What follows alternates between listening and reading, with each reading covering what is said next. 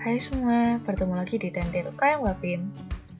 Pada kesempatan kali ini, kita akan melanjutkan pembahasan tentang perusahaan perdagangan.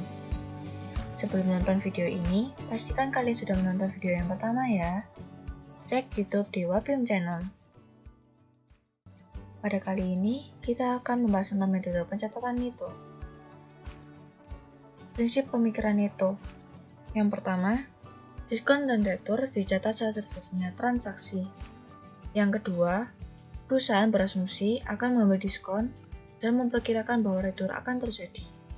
Yang ketiga, jika perusahaan sering memanfaatkan periode diskon, mencatat ini menggambarkan realita. Yang keempat, jika perusahaan tidak memanfaatkan diskon, akan tampak dalam laporan. Dan adanya akun potongan tak termanfaatkan. Kita masuk pada soal. Transaksi-transaksi berikut ini dilakukan oleh CV Bhinneka selama bulan Mei. Tahun berjalan CV Bhinneka menggunakan sistem persediaan perpetual. Tanggal 3. Membeli barang secara kredit dari Fahri senilai 4 juta rupiah dengan syarat FOB titip pengiriman 2/10 N/30 dan ongkos kirim yang dibayar terlebih dahulu sebesar Rp 120.000 ditambahkan dalam faktur. Tanggal 5. Membeli barang secara kredit dari Kiki senilai Rp8.500.000 dengan syarat FOB tujuan 1/10 N/30. Tanggal 6. Menjual barang secara kredit kepada Utomo dengan harga daftar Rp 4 juta, diskon penjualan 30% dengan syarat 2/10 N/30. Beban pokok penjualannya adalah Rp 1.125.000. Tanggal 8. Membeli perlengkapan kantor secara tunai sebesar Rp150.000. Tanggal 10. Mengembalikan barang dari Kiki pada tanggal 5 Mei sebesar Rp1.300. Tanggal 13. Membayar Fahri atas pembelian secara kredit pada tanggal 3 Mei. Tanggal 14. Membeli barang secara tunai senilai Rp10.500. Tanggal 15. Membayar Kiki atas pembelian secara kredit pada tanggal 5 Mei, dikurangi retur pada tanggal 10 Mei. Tanggal 16. Menerima tunai atas penjualan secara kredit pada Utomo pada tanggal 6 Mei. Jurnal umum pada tanggal 3.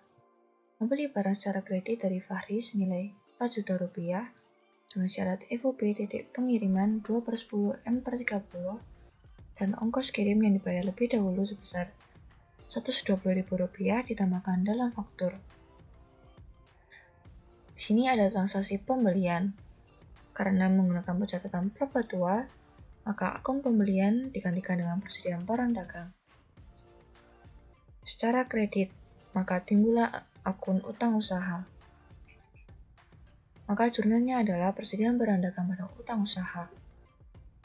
Perhitungannya adalah pada metode Nito, diasumsikan bahwa terminal diskon 2% sebelum 10 hari dalam kredit 30 hari masih terpakai dalam transaksi. Maka perhitungannya adalah 4 juta dikurangi pokoknya diskon ditambah faktur 120.000 dihasilkan Rp4.040.000. Tanggal 5. Membeli barang secara kredit dari Kiki senilai Rp8.500.000 dengan syarat FOB tujuan 1/10 N/30. Jurnalnya adalah persediaan barang dagang pada utang usaha dengan perhitungan Rp8.500.000 dikurangi periode jumlah diskon yaitu Rp8.500.000 dikali 1% sama dengan Rp8.415.000. Tanggal 6. Menjual barang secara kredit kepada Utomo dengan harga daftar Rp 4 juta, diskon penjualan 30% dengan syarat 2/10 N/30. Beban pokok penjualannya adalah Rp 1.125.000. Ada dua jurnal dalam periode perpetual. Yang pertama adalah piutang usaha pada penjualan dan beban pokok penjualan pada persediaan barang dagangan dengan harga harga beli. Perhitungannya adalah 4 juta dengan diskon penjualan 30%, ditemukan Rp2.800.000 dengan syarat 2/10, 2% dalam kurun 10 hari, dimasukkan, ditemukan Rp2.744.000. Tanggal 8, membeli perlengkapan kantor secara tunai sebesar Rp150.000. Pada transaksi berikut ini, perlengkapan kantor bertambah, maka perlengkapan kantor ada di atas. Karena membeli, maka mengeluarkan kasnya berkurang. Tanggal 10, mengembalikan barang dari Kiki pada tanggal 5 Mei sebesar Rp1.300.000. Karena pada awalnya membeli dari Kiki dengan kredit, maka utang usaha kita berkurang dan persediaan barang kita juga berkurang. Perhitungannya adalah Rp1.300.000 dikurangi diskon 1.300 kali 1%. Diskonnya sebelumnya merupakan diskon dari tanggal 5 Mei terminal 1/10 N/30. Maka jumlahnya adalah utang usaha pada persediaan barang dagang sebesar Rp1.287.000. Tanggal 13, membayar Fahri atas pembelian secara kredit pada tanggal 3 Mei. Dari tanggal 13 ketiga, terminal yang digunakan masih 10 hari, maka tidak perlu ada perubahan pada jurnal. Karena membayar kas berkurang, karena utang usaha sudah kita bayar, utang usaha berkurang, yang awalnya sebelumnya kredit menjadi debit. Jurnalnya menjadi utang usaha pada kas sebesar Rp4.040.000. Tanggal 14, membeli barang secara tunai senilai Rp10.500.000. Karena membeli dan metode perpetual, akun pembelian diganti dengan persediaan barang dagang. Karena dibayar secara tunai yang kita punya menjadi berkurang, maka jumlahnya menjadi persediaan barang dagang pada kas sejumlah nominal Rp10.500.000. Transaksi tanggal 15, membayar Kiki atas pembelian secara kredit pada tanggal 5 Mei, kurangi retur pada tanggal 10 Mei. Kita membayar utang usaha menggunakan kas, makanya kas kita berkurang, kas menjadi kredit, dan utang usaha kita berkurang, maka utang usaha menjadi debit. Perhitungannya adalah utang pada tanggal 5 Mei sebesar Rp8.415.000, kurangi retur tanggal 10 Mei sebesar Rp7.287.000, maka jumlahnya totalnya adalah Rp7.128.000. Tanggal 16, menerima tunai atas penjualan secara kredit pada Utomo pada tanggal 6 Mei, menerima tunai kas bertambah dan piutang usaha oleh Utomo berkurang sebesar Rp7.744.000. Contoh potongan tak termanfaatkan. Tanggal 5 Januari, Solusinet membeli barang senilai 3 juta dengan terminal 2/10 N/30. Jurnal jika A. Melakukan pelunasan saat periode diskon. Pada transaksi pembelian pada 5 Januari, akun pembelian pada perpetual dijadikan persediaan barang dagang. Dan pada utang usaha dengan Rp2.940.000 karena 3 juta dikurangi 2%. Pelunasan oleh pembeli tanggal 15 Januari dilakukan pada periode diskon, maka nominalnya adalah Rp2.940.000. Yang B. Melakukan pelunasan bukan saat periode diskon.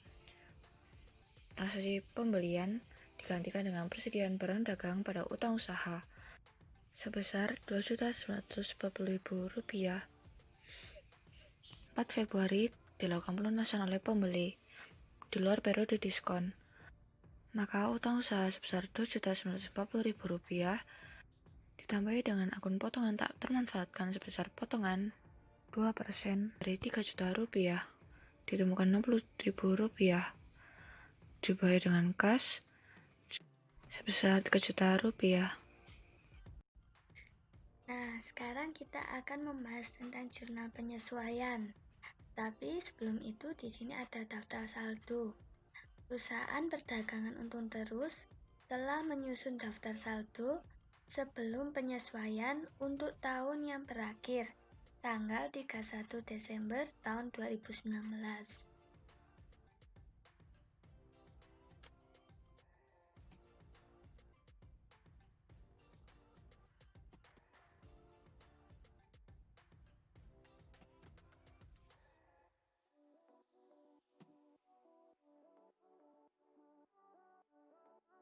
Nah, di sini ada data penyesuaian dan ini soal-soalnya. Nomor 1, setelah dihitung secara fisik, persediaan barang dagangan yang masih di gudang tanggal 31 Desember 2019 sebesar 625 juta. Nomor 2, persediaan BHP yang masih ada di gudang. A. Toko sebesar 5 juta rupiah. B. Kantor sebesar 2 juta rupiah. Nomor 3, depresiasi aktiva tetap ditentukan sama untuk setiap tahun dengan umur masing-masing sebagai berikut. A. Bangunan 25 tahun. Pembagian depresiasi untuk toko 3/5 dan kantornya 2/5-nya. B. Kendaraan 10 tahun. C. Peralatan toko dan kantor 25 tahun. Pembagian depresiasi untuk toko dan kantor adalah sama besar. 4. Beban listrik dan air masih harus dibayar sebesar 2 juta rupiah. 5. Beban gaji pegawai kantor yang belum dibayar sebesar 5 juta rupiah.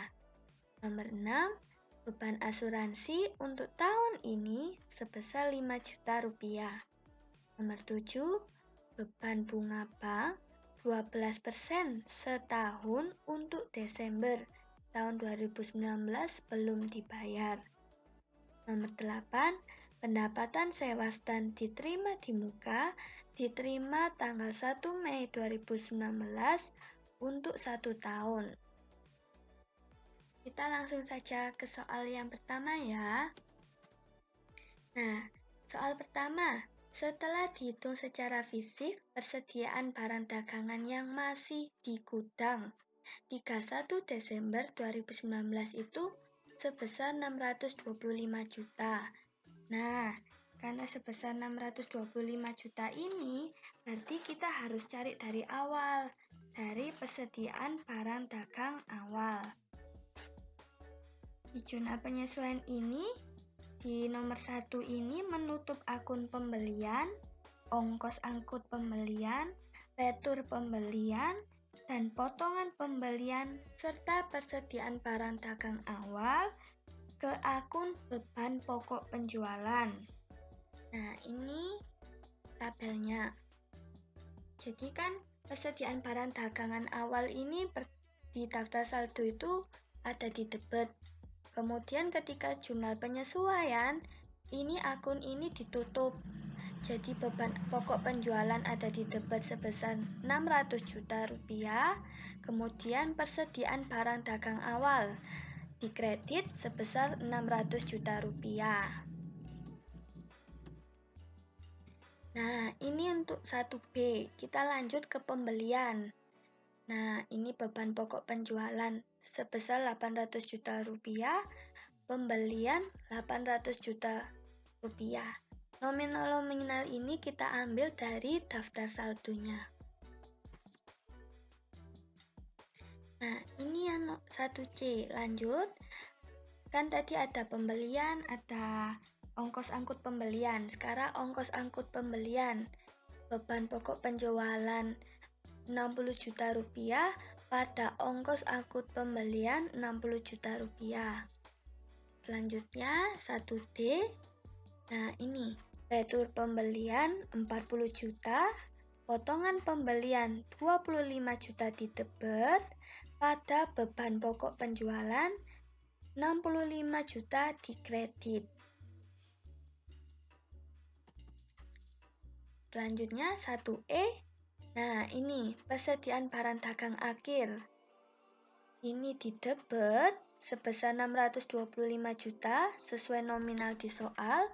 Kemudian pada beban pokok penjualan sebesar 625 juta di kredit. Kita lanjut ke soal nomor 2. Persediaan BHP yang masih ada di gudang. A. Toko sebesar 5 juta rupiah. B. Kantor sebesar 2 juta rupiah. Kita kerjakan di soal nomor 2A dulu ya. Nah, ini. Jadi, karena kita di sini dicatatnya persediaan BHP, tentunya di daftar saldo tadi dicatatnya persediaan BHP. Kira-kira beban BHP sudah dicatat atau belum? Jika belum, kita harus catat. Nah, di sini kita catat beban BHP toko pada persediaan BHP toko. Nah, kita lihat cara menghitungnya. Dari mana 10 juta ini? Nah, 10 juta ini kita dapatkan dari 15 juta ini kita ambil dari daftar saldo. Kemudian kita kurangi 5 juta ini dari nominal soal karena kita mencari yang masih ada. Jadi beban BHP toko 10 juta rupiah pada persediaan BHP toko 10 juta rupiah. Kita lanjut ke soal 2B. Sama dengan soal sebelumnya 2A, ini kita langsung bisa kurangi saja dari daftar saldo dikurangi nominal yang ada di jurnal penyesuaian. Kita lihat cara menghitungnya. Nah, jadi kita lihat nominal persediaan BHP di daftar saldo, kemudian kita kurangi yang ada di jurnal penyesuaian, dan hasilnya adalah 6 juta. Beban BHP kantor 6 juta rupiah, persediaan BHP kantor 6 juta rupiah. Nah, kita lanjut ke nomor 3. Depresiasi aktiva tetap ditentukan sama untuk setiap tahun dengan umur masing-masing sebagai berikut. A. Bangunan 25 tahun, pembagian depresiasi untuk toko 3/5 dan kantor 2/5-nya. B. Kendaraan 10 tahun. C. Peralatan toko dan kantor 25 tahun. Pembagian depresiasi untuk toko dan kantor adalah sama besar. Kita mulai dari nomor 3A. Untuk toko dulu, bangunan toko. Nah, ini jurnal penyesuaiannya seperti ini. Beban depresiasi bangunan toko pada akumulasi depresiasi bangunan toko. Nah, nominal 6 juta ini kita dapatkan dari mana? Nah, sebelum itu kita lihat dulu cara menghitungnya. Nah, seperti ini. 250 juta ini kita lihat dulu di daftar saldo di akun bangunan. Bangunan itu nominalnya 250 juta. Lalu kita bagikan 25 tahun dan kita dapatkan hasilnya 10 juta. Kemudian hasil 10 juta ini kita kalikan dengan pembagian depresiasi untuk tokonya kan 3/5. Dapat kalikan 3/5, kita dapatkan hasilnya 6 juta. 6 juta ini yang kita masukkan ke dalam jurnal penyesuaian. Lanjut, kita ke nomor 3A yang kantor. Ini jurnal penyesuaiannya, beban depresiasi bangunan kantor pada akumulasi depresiasi bangunan kantor. Nah, nominal 4 juta ini kita dapatkan sama seperti sebelumnya caranya pengerjaannya. Kita lihat dulu cara menghitungnya ya. Nah, ini sama. 250 juta dibagi 25 tahun, hasilnya 10 juta. Kemudian hasil 10 juta ini kita kalikan dengan pembagian depresiasi kantor sebesar 2/5. Hasilnya 4 juta. Beban depresiasi bangunan kantor 4 juta. Akumulasi depresiasi bangunan kantor 4 juta. Lanjut, kita ke nomor 3B. 3B, di sini jurnal penyesuaiannya beban depresiasi kendaraan pada akumulasi depresiasi kendaraan. Nah, ini nominal 22 juta. Cara menghitungnya sama seperti sebelumnya. Nih, kita lihat dulu di daftar saldo, akun kendaraan nominalnya berapa? Nominalnya sebesar 220 juta ini. Kemudian kita bagikan dengan 10 tahun. Hasilnya 22 juta. Jadi, beban depresiasi kendaraan 22 juta pada akumulasi depresiasi kendaraan 22 juta. Lanjut, kita ke nomor 3C, yang peralatan toko.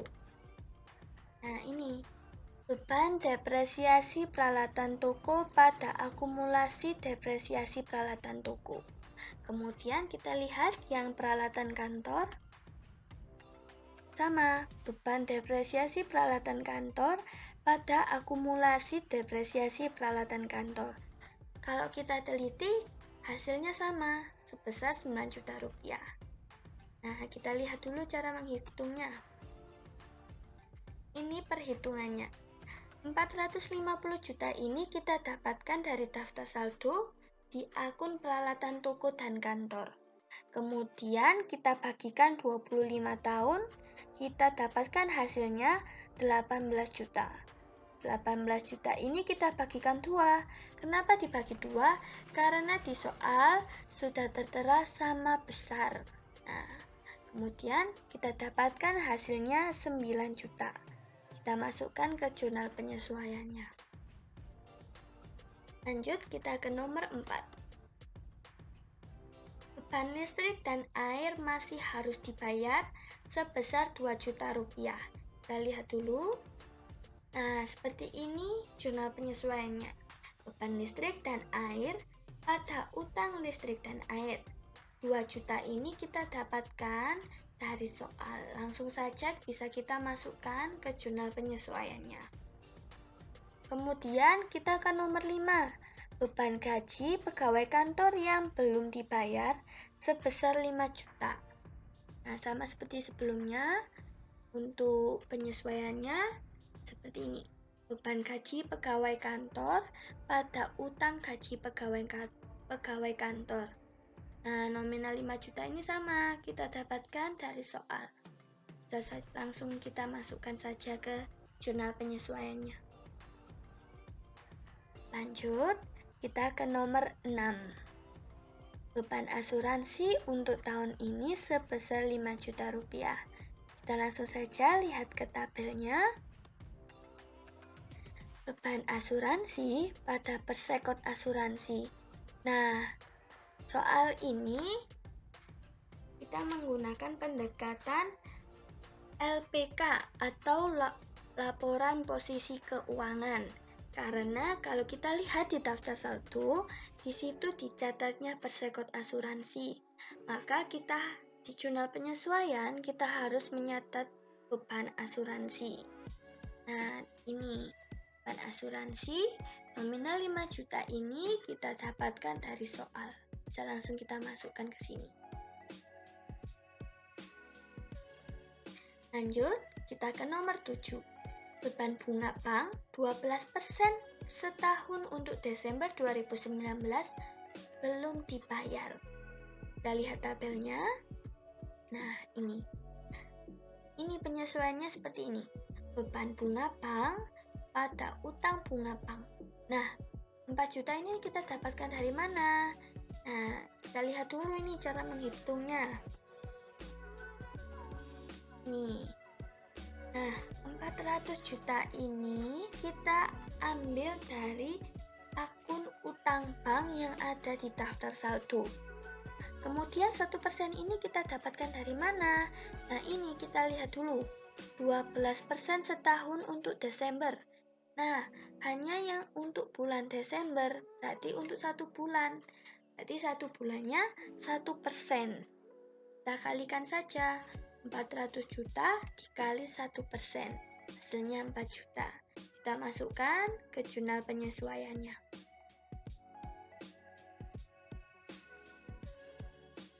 Lanjut ke nomor 8. Pendapatan sewa stand diterima di muka diterima 1 Mei 2019 untuk 1 tahun. Kita lihat tabelnya. Nih. Pendapatan sewa stand pada sewa diterima di muka sebesar 4 juta rupiah. Nah, di soal ini kita menggunakan pendekatan laporan laba rugi. Nah, kenapa menggunakan pendekatan laporan laba rugi? Karena di daftar saldo dicatat pendapatan sewa stand diterima di muka. Kemudian cara menghitungnya seperti ini. 12 juta ini kita dapatkan dari daftar saldo akun pendapatan sewa stand. Nah, lalu 8 ini dari mana? 8 ini dari bulan Mei sampai bulan Desember. Kemudian 12 ini untuk masa 1 tahun. Jadi 12 juta kali 8 per 12, kita dapatkan hasilnya 8 juta. Kemudian nominal di daftar saldo 12 juta, kita kurangi dengan perhitungan yang kita dapatkan tadi, sebesar 8 juta rupiah. Hasilnya yang kita dapatkan adalah 4 juta rupiah. Nominal ini yang kita masukkan ke jurnal penyesuaian. Pendapatan sewa stand 4 juta rupiah, pada sewa diterima di muka 4 juta rupiah. Oke, kita lanjut ke jurnal penyesuaian untuk kehilangan persediaan. Sebagai ilustrasi, catatan persediaan perusahaan menunjukkan bahwa persediaan senilai Rp63.950.000 seharusnya tersedia untuk dijual per 31 Desember 2019. Namun, perhitungan fisik persediaan yang dilakukan pada tanggal 31 Desember 2019 menunjukkan hanya Rp62.150.000 untuk persediaan barang dagang yang tersedia. Kita lihat tabel penyesuaiannya. Nah, penulisannya seperti ini. Beban pokok penjualan pada persediaan. Nah, kalau kita lihat nominal 1.800.000 ini kita dapatkan dari mana? Nih, kita lihat dulu cara menghitungnya. Nah, kehilangan persediaan ini bisa kita langsung kurangi dari persediaan yang tersedia untuk dijual per 31 Desember, yaitu Rp63.950.000, kita kurangi dengan Rp62.150.000 untuk persediaan barang dagang yang tersedia ketika kita hitung secara fisik. Nah, nominalnya yang kita dapatkan 1.800.000. 1.800.000 ini yang kita masukkan ke sini, ke tabel sini, ke penyesuaian. Lanjut, kita ke laporan laba rugi.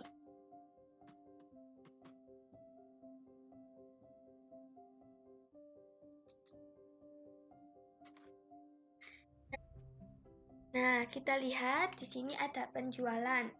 Penjualan ini, nominal ini kita dapatkan dari daftar saldo. Kemudian di sini ada potongan dan retur penjualan. Sama, nominalnya juga kita dapatkan dari daftar saldo. Nominal ini kita tambahkan.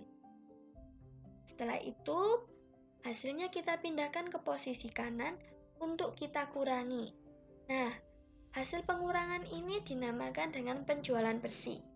Penjualan bersih yang kita dapatkan sebesar Rp1.350.000.000. Nah, ini di sini ada beban pokok penjualan. Ini warnanya berbeda, di sini warna hijau, biar berbeda warnanya dengan antara beban pokok penjualan dengan beban operasional. Di sini ada persediaan barang dagang awal 1 Januari 2019 sebesar 600 juta. 600 juta ini juga kita dapatkan dari daftar saldo. Kemudian ada pembelian sebesar 800 juta, ongkos angkut pembelian sebesar 60 juta rupiah. Nah, pembelian dan ongkos angkut pembelian ini kita tambahkan. Kita sebut hasilnya ini sebagai pembelian kotor. Pembelian kotor ini hasilnya 860 juta rupiah. Kemudian ada retur pembelian sebesar 40 juta rupiah dan potongan pembelian sebesar 25 juta rupiah. Nah, retur dan potongan ini kita tambahkan. Hasilnya yang kita dapatkan 65 juta. Nah, 65 juta ini kita kurangkan dengan pembelian kotor. Nah, ini hasil yang kita dapatkan, 795 juta. Kemudian, nominal 600 juta ini kita tambahkan dengan nominal 795 juta ini. Nah, ini kos barang dijual sama dengan 1.395 juta.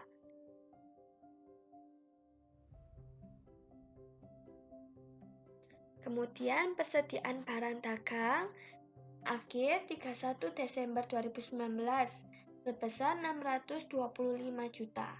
Nah, kos barang dijual ini kita kurangkan dengan persediaan barang dagang akhir. Hasilnya 770 juta. Nah, 770 juta ini kita pindahkan ke posisi kanan. Kita kurangkan dengan penjualan bersih. Lalu di sini kita dapatkan laba kotornya sebesar 580 juta. Kemudian kita beralih ke beban operasional. Beban operasional ini ada beban penjualan dan beban administrasi umum. Di sini beban penjualan ini ada penjualan lain-lain, iklan, listrik dan air, transportasi penjualan, gaji salesman dan kasir, BHP toko, depresiasi kendaraan, depresiasi peralatan toko, depresiasi bangunan toko. Nah, nominal-nominal ini kita dapatkan dari daftar saldo.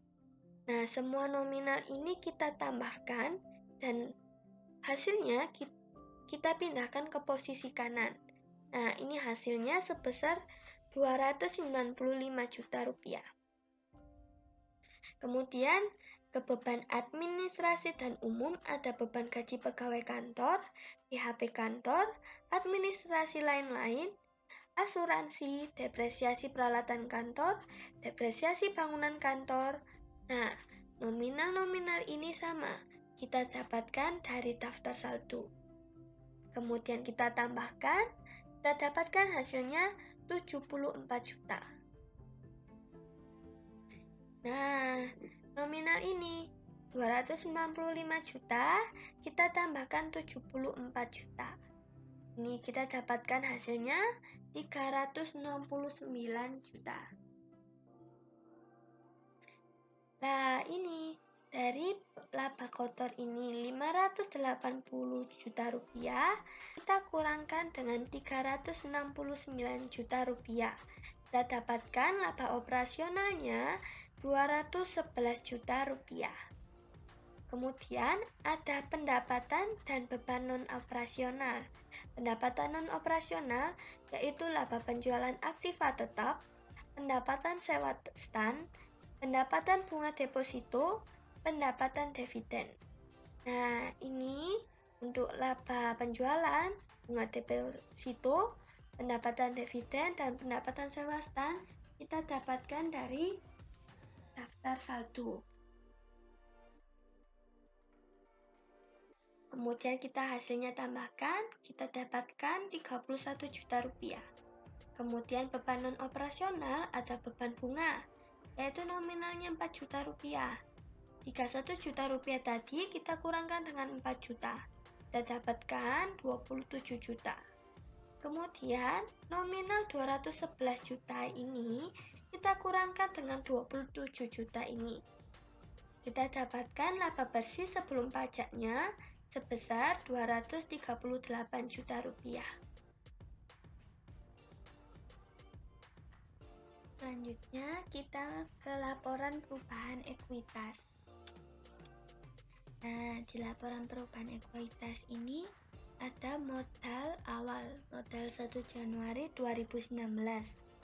Nominal ini kita dapatkan dari daftar saldo. Kemudian laba tahun berjalan sebesar 238 juta. Ini kita dapatkan dari laba bersih sebelum pajak tadi di laporan laba rugi. Kemudian ada akun privé sebesar 25 juta. Nominal ini kita dapatkan dari daftar saldo. Laba tahun berjalan, kita kurangkan dengan privé. Kemudian kita dapatkan hasilnya, kita pindahkan ke posisi kanan. Nah, ini nominalnya sebesar 213 juta. Kemudian, nominal 267 juta ini kita tambahkan dengan nominal ini, yang hasil pengurangan tadi sebesar 213 juta. Kemudian kita dapatkan modal 31 Desember 2019 sebesar 480 juta rupiah. Lanjut, kita ke laporan posisi keuangan. Nah, di sini ada pembagian ini, ada pembagian antara aset dengan liabilitas dan modal. Kita bahas dulu dari aset. Aset ini ada aset lancar, investasi jangka panjang, kemudian aset tetap, dan beban aset lain-lain. Di aset lancar ini ada kas, surat-surat berharga, piutang usaha, dan cadangan kerugian piutang. Nominal-nominal ini kita dapatkan dari daftar saldo. Nah, khusus untuk piutang usaha dan cadangan kerugian piutang kita kurangi. Dan kita dapatkan hasilnya 24 juta. Lalu ada piutang wesel, persediaan barang dagang akhir, persediaan BHP toko, persediaan BHP kantor, dan persekot asuransi. Nah, ini hasilnya nominal-nominal, kemudian kita tambahkan. Kemudian kita dapatkan hasilnya 688 juta rupiah. Kemudian ada investasi dalam saham. Ini kita langsung saja pindahkan ke posisi kanan sebesar 100 juta. Lalu ada aset tetap. Aset tetap ini ada tanah sebesar 50 juta rupiah, bangunan 250 juta rupiah, akumulasi depresiasi bangunan 160 juta rupiah. Nah, bangunan ini dan akumulasi depresiasi bangunan kita kurangi. Kita dapatkan hasilnya 90 juta. Kemudian kendaraan 220 juta, akumulasi depresiasi kendaraan 142 juta. Kendaraan dan akumulasi depresiasi kendaraan ini nominalnya kita kurangi dan kita dapatkan hasilnya 78 juta. Kemudian ada peralatan toko 225 juta, akumulasi depresiasi peralatan toko 134 juta. Ini sama, peralatan toko dan akumulasi depresiasi peralatan toko nominalnya kita kurangi. Kita dapatkan hasilnya 91 juta. Lalu ada peralatan kantor 225 juta dan akumulasi depresiasi peralatan kantor sebesar 134 juta. Sama seperti sebelumnya, nominalnya kita kurangi dan kita dapatkan hasilnya 91 juta. Lalu kita total nominal-nominal aset tetap ini. Kita dapatkan nominalnya sebesar 400 juta rupiah.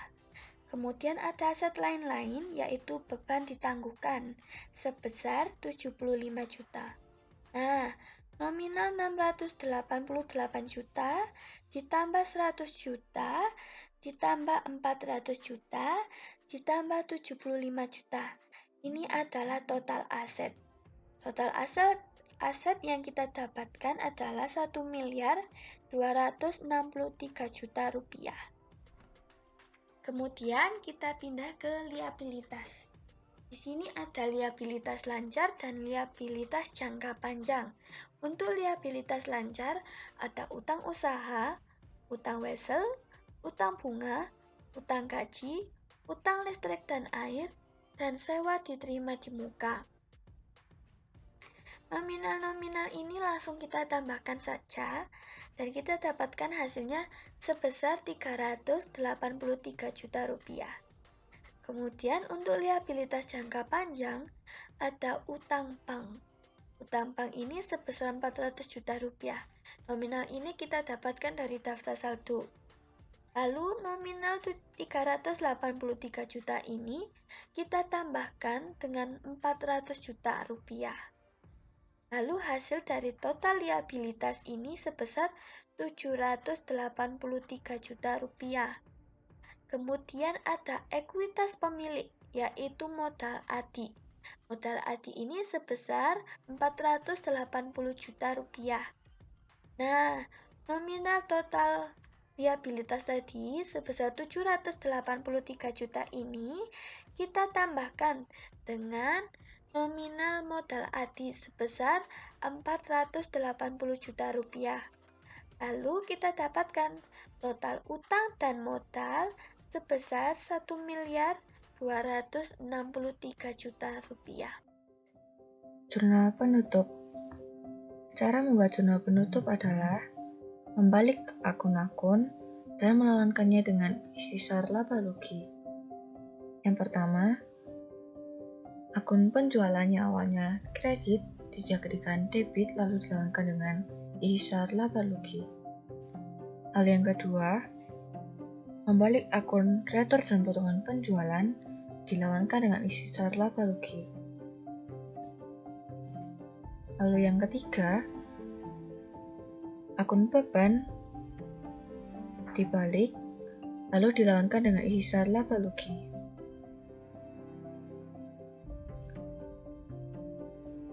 Lalu yang keempat, membalik akun laba penjualan aktiva tetap, pendapatan sewa stand, pendapatan bunga deposito, pendapatan dividen dengan isi SAR laba rugi.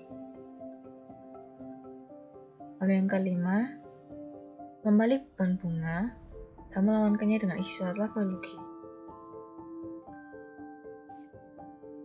Lalu yang keenam, membalik akun modal lalu dilawankan dengan isi SAR laba rugi.